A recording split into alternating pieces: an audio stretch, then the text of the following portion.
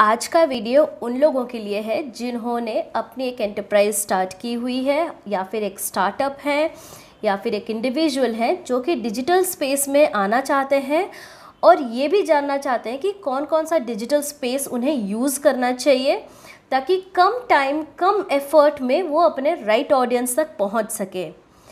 So let me welcome all of you. My name is Jyoti Upadhyay. मैं Magzone solutions की founder हूँ। हमारी company 360 degree service provide करती है इन दी ऑटोमोबाइल डीलरशिप्स। सो ये तो हो गया मेरे कंपनी के बारे में, बट आज के इस वीडियो में हम सब के लिए बात करना चाहते हैं, भले उनकी इंडस्ट्री ऑटोमोबाइल से रिलेटेड हो या फिर ना हो, भले आप वो सेल्स ओरिएंटेड इंडस्ट्री में हो या सर्विस ओरिएंटेड इंडस्ट्री में हो, भले आप एक स्टार्टअप हो, इंडिविजुअल हो, ये उन लोगों के लिए है जो कि अपना डेब्यू करना चाहते हैं, जो कि पहली बार डिजिटल स्पेस में आना चाहते हैं और जिन्हें ये जानना बहुत ज़रूरी है कि इस डिजिटल स्पेस में कौन सा वो प्लेटफॉर्म है जो कि उन्हें यूज़ करना चाहिए।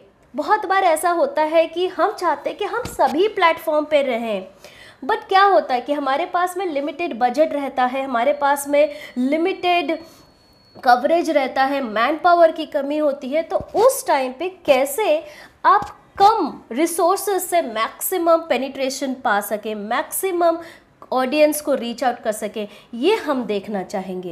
As a startup, as a individual, as a firm, बहुत बार हमें मन से इच्छा होता है कि जैसे कि मैंने स्टार्ट किया था कि हम सारे प्लेटफॉर्म से हो जाएं, हम सब जगह छा जाएं। तो उसके लिए क्या होता है कि आपको ज़्यादा मैन पावर रखना पड़ेगा, आपको ट्रेंड पीपल रखना पड़ेगा जो कि क्वालिफाइड हो उस स्किल्स में, और जिसके लिए आपको रेवेन्यू भी बहुत खर्च करना पड़ेगा।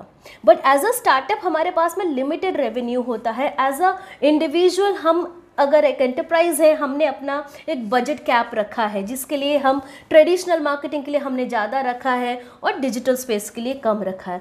उस सिनेरियो में हम कैसे डील करें, उस सिनेरियो में हमें क्या करना चाहिए, तो आज के इस वीडियो में कंप्लीटली समझेंगे। बने रहिए हमारे साथ ये वीडियो में। और उसके पहले अगर आपके कोई फ्रेंड हो या फिर आपके कोई कोलीग हो जो एक इंडिविजुअल एंटिटी, बिजनेस या फिर एक सर्विस इंडस्ट्री या कोई भी इंडस्ट्री में स्टार्टअप कर रहे हैं, जिन्हें कोई मदद की ज़रूरत है, तो आप मदद कर सकते हैं। ये वीडियो ज़रूर उनको फॉरवर्ड करिए, क्योंकि आने वाले वीडियो और ये वीडियो में हम बहुत सारी ऐसी चीज़ें बात करेंगे जो कि एक स्टार्टअप को, इंडिविजुअल बिजनेस को हेल्प करेगा कम कॉस्ट में और मैक्सिमम उनको आउटपुट मिलेगा। So guys please like, share and subscribe to this channel. हाँ, तो अभी हम बढ़ते हैं, पहले समझते हैं कि डिजिटल स्पेस होता क्या है, क्यों मैंने डिजिटल स्पेस का नाम लिया। तो डिजिटल स्पेस एक वैसा स्पेस है जो इंटरनेट से क्रिएट हुआ है, राइट। जो भी इंटरनेट रिलेटेड चीज़ें रहेंगी जहाँ पे आप अवेलेबल होंगे, उसको डिजिटल स्पेस कहा जाता है। और वो आप कैसे एक्सेस कर सकते हैं, कौन कौन से डिजिटल मीडियम्स हैं, क्या माध्यम से आप एक्सेस कर सकते हैं, जैसे कि आपका लैपटॉप हो गया, कंप्यूटर हो गया, टैबलेट्स हो गए, स्मार्टफोन, स्मार्ट टीवी, ये सारे आपके डिजिटल स्पेस में आते हैं। ऑलराइट, तो आप तो क्लियर हो गए होंगे जब मैंने डिजिटल स्पेस की बात की तो वो होता क्या है। स्पेस तो हम समझ गए, अब हमें जानना ज़रूरी है कि कैसे हम अपने ब्रांड को उस ऑनलाइन प्लेटफॉर्म पे लेके जाएं जो कि हमारे लिए सही हो, जो कि हमारे स्टार्टअप के लिए या फिर एज अ इंडिविजुअल के लिए सही हो एट द इनिशियल फेज में, स्टार्टिंग फेज में। क्योंकि जैसे जैसे आपका ब्रांड बढ़ते जाएगा वैसे वैसे आप रखोगे बहुत सारे मैन पावर, आप अपना डिजिटल बजट को भी बढ़ाओगे, रेवेन्यू बढ़ाओगे, तो वो तो नेक्स्ट स्टेज में होगा। बट इनिशियल स्टेज में कैसे आप अपने ब्रांड को स्टार्टअप दे सकते हैं डिजिटल मीडियम पे।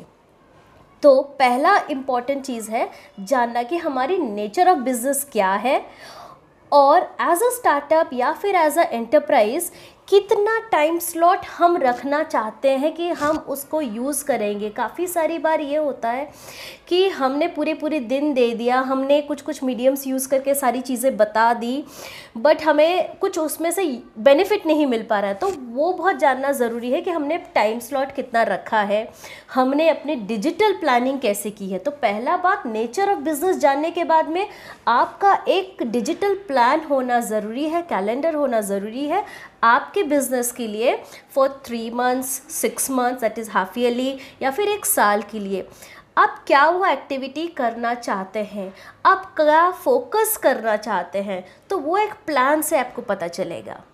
दूसरा, जब हम प्लेटफॉर्म की बात करें, काफ़ी सारे प्लेटफॉर्म्स हैं, जैसे कि फेसबुक हो गया, इंस्टाग्राम हो गया, लिंक्डइन हो गया, Twitter, Tumblr, Pinterest, Google, many platforms, website, many platforms. तो डिजिटल स्पेस में हम अगर पैर रखेंगे तो ऐसा रहेगा कि हम उसमें घुसते ही चले जाएंगे, बिकॉज वो एक समंदर है, और उस समंदर में अगर हम गए, डाइव किए, तो हम तो वहाँ पे खो ही जाएंगे। तो सिंपल तरीका क्या है? सिंपल तरीका ये है कि आप कुछ ऐसा प्लेटफॉर्म चुनो जो कि आपके टाइम भी कम ले, और आप जिसको इजीली मैनेज भी कर पाओ, और आप उसको एक कैलेंडर की तरह यूज़ करके अपने ऑडियंस को अट्रैक्ट कर सको। कैलेंडर की तरह यूज़ करना मतलब आप वहाँ पे प्रेजेंट रहोगे, और कैलेंडर डेज के हिसाब से आप अपने ब्रांड को वहाँ पे फीचर करोगे। सिंपल है। तो एक एज अ स्टार्टअप या फिर मैं एज अ इंडिविजुअल क्या कर रही हूँ, मुझे जहाँ पे ज़्यादा मैक्सिमम मेरे कस्टमर्स मिलेंगे, मैं वहाँ पे पहले अप्रोच करूँगी, और वहाँ पे एक कंसिस्टेंसी लाना है कि आज हमने पोस्ट किया तो इसका मतलब नहीं 2 साल बाद या फिर 6 महीने बाद, हमें रेगुलर पोस्टिंग करनी चाहिए। और जिसमें कि अगर हमने किसी को हायर ना भी किया है, किसी को काम पे ना भी रखा, लेकिन हम मैनेज कर पा रहे हैं, अगर हम तरीके सीख के हम वहाँ पे अपने ब्रांड को दिखा पा रहे हैं, तो बहुत ही अच्छी बात है। तो इसका मतलब आपने एक्स्ट्रा खर्च नहीं किया, 15-20 हज़ार रुपये किसी को रखा डिजिटल में हैंडल करने के लिए, बट आपने अपने ब्रांड को खुद ही आगे बढ़ाया। कुछ चीज़ें ऐसी होती हैं जैसे आप अपने ब्रांड को आगे ले जाने के लिए आप ऑनलाइन में सीख सकते हो, आप हमारे इस चैनल से सीख सकते हो, या फिर काफ़ी सारे यूट्यूब में वीडियोस हैं जिसको देख के आप अपने ब्रांड को खुद ही संभाल सकते हो।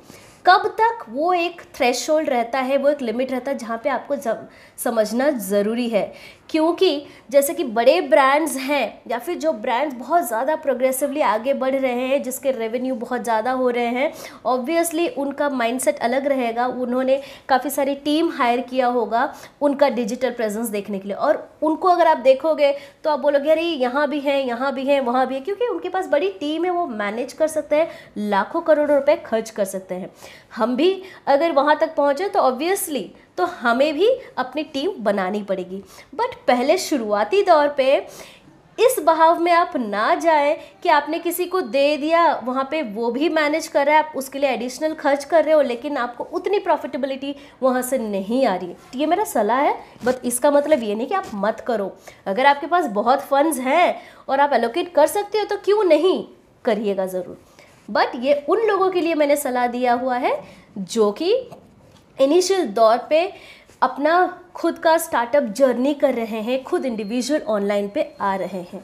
जैसे कि मेरे कंपनी को ऑनलाइन में लाते वक्त मुझे काफ़ी टाइम लगा, मुझे उसकी अभी तक वैल्यू पता नहीं थी कुछ दिनों पहले तक, राइट। हम लोग करते थे अपने क्लाइंट्स के लिए, बट हमारी कंपनी को उतना पेनिट्रेशन नहीं मिला था, बट हम देर सवेर हम यहाँ पे आ गए। तो इसीलिए मैंने सोचा कि मैं अपनी एक्सपीरियंसेस क्यों ना आपके साथ शेयर करूँ। बहुत सारी ऐसी चीज़ें हैं जो कि हमारे आने वाले वीडियोस में मेरे एक्सपीरियंसेस, मेरे बिजनेस एक्सपीरियंसेस आपको मैं शेयर करके बताऊँगी। अगर आपको अच्छा लगा ये वीडियो तो लाइक, सब्सक्राइब और शेयर ज़रूर करें उन लोगों के साथ में जिन्हें डिजिटल मार्केटिंग खुद सीखना है अपने ब्रांड के लिए, अपने स्टार्टअप के लिए या एंटरप्राइज़ के लिए। साथ ही साथ अगर आप डिजिटल मार्केटिंग सीख रहे हैं और अपने आप को आगे ब्रांड करना चाहते हैं तो आप हमें फॉलो भी कर सकते हैं। इसके अलावा कोई भी ऐसा टॉपिक हो जो आप जानना चाहेंगे, जो भी इंटरेस्टिंग लगा इस एपिसोड में, इस सी वीडियो में आप ज़रूर कमेंट बॉक्स में कमेंट कर सकते हैं। थैंक यू सो मच आपके वैल्यूबल टाइम देने के लिए। Stay connected.